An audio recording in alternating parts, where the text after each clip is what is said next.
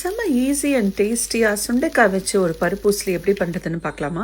இதுக்கு தோரம்பருப்பு ஒரு 1/4 கப்பு, அப்புறம் கடலைப்பருப்பு ஒரு 1/4 கப்பு எடுத்திருக்கேன். உங்களுக்கு வேணும்னா நீங்கள் ஃபுல்லாகவே தோரம்பருப்புலேயே கூட பண்ணலாம். பருப்பை நல்லா வாஷ் பண்ணிவிட்டு ஜஸ்ட் ஒரு 30 மினிட்ஸ் சோக் பண்ணி அதுலேயே ஒரு காஞ்ச மிளகா ஒரு 4லேருந்து 5 போட்டு ஊற வச்சுக்கலாம்.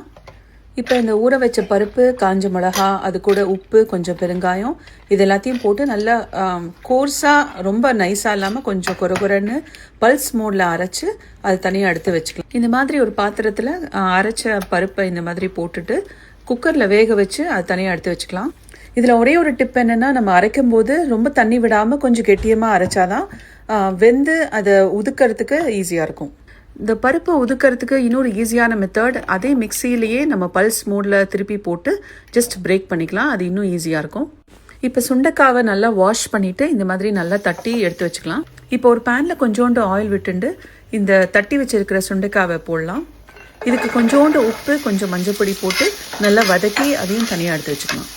இது வதங்கிறதுக்கு ஜஸ்ட் ஒரு 5 to 7 மினிட்ஸ் தான் ஆகும் மேக்ஸிமம். இந்த மாதிரி அப்பப்போ கலரி விட்டால் போதும். இதுக்கு தண்ணி விடணுங்கிறது அவசியம் இல்லை. இந்த வெஜிடபிளுக்கு எக்ஸலண்ட் நியூட்ரிஷன் வேல்யூ இருக்குது. இது low in calories and also low in fat. அதுக்கப்புறம் excellent source of iron and calcium இருக்குது இது சாப்பிட்டாக்க. வதங்கினதுக்கப்புறம் இந்த மாதிரி கொஞ்சம் கலர் மாறி கொஞ்சம் சாஃப்ட் ஆகிடும். ஸோ இப்போ இதை தனியாக எடுத்து வச்சுக்கலாம். வாஷ் பண்ணிவிட்டு இதே பேனை யூஸ் பண்ணிக்கலாம். இதில் கொஞ்சம் ஆயில் விட்டுண்டு கடுகு, உளுத்தம்பருப்பு, அப்புறம் கருவேப்பிலை போட்டு நல்லா பொரிஞ்சு வந்ததும் இந்த வேக வச்சு உதுத்து வச்சுருக்கிற பருப்பை அதில் போட்டு நல்லா மிக்ஸ் பண்ணிக்கலாம். நம்ம அரைக்கும் போதே உப்பு, பெருங்காயம்லாம் போட்டிருப்போம்.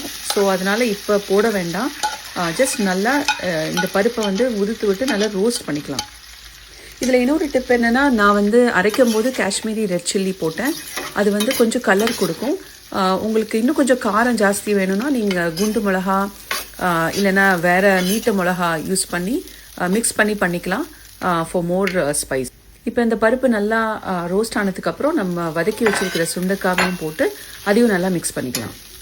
இப்போ இந்த ஸ்டேஜில் டேஸ்ட் பண்ணிவிட்டு உப்பு வேணும்னா நீங்கள் ஆட் பண்ணிக்கலாம், இல்லைன்னா தேவையில்லை.